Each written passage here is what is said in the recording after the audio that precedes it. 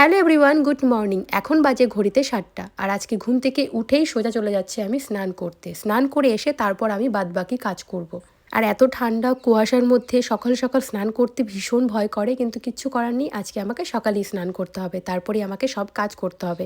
অন্য সময় নয়তো আমি কাপড় ছেড়েই কাজ করি। স্নান করে আজকে আমি শাড়ি পরবো। ভিডিওটা এডিট করতে গিয়ে একটা কমেন্ট আমার চোখে ভাসে, আর সেই কথাটা আমার মনে পড়লো, তাই ভাবলাম চলো তোমাদেরকে বলি। আমি যখন শাড়ি পরি তখন ঠিকই আছে, যদি আমি কোনো ওয়েস্টার্ন বা জিন্স পরি তখন নেগেটিভ কমেন্ট খুব আসে যে তোমাকে মানায় না, তোমাকে শাড়িতেই ভালো লাগে। হয়তো অনেকে ভালোবেসে বলো, হয়তো অনেকে নেগেটিভভাবে বলো। হ্যাঁ, হতে পারে আমাকে হয়তো ওয়েস্টার্নে খুব একটা মানায় না, কিন্তু সবার তো সবসময় শাড়ি পরতে ইচ্ছে করে না। আমারও মাঝে মাঝে মনে হয় আমি অন্যরকম পোশাক পরি, তাতে আমাকে নাই বা মানাতে পারে। তোমাদের অনেকের চোখে হয়তো আমাকে ভালো লাগে না ওই সব পোশাকে, কিন্তু বিশ্বাস করো সামনে থেকে আমাকে খুব একটা খারাপ লাগে না দেখতে।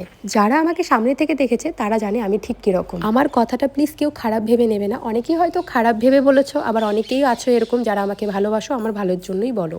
আর সেদিন যে আমি জিন্স টপ পরেছিলাম, মাথা ভর্তি সিঁদুর পরেছিলাম, অ্যাকচুয়ালি তার আগের দিন আমি শাড়ি পরেছিলাম, যেই কারণে মাথা ভর্তি আমি সিঁদুর পরেছি।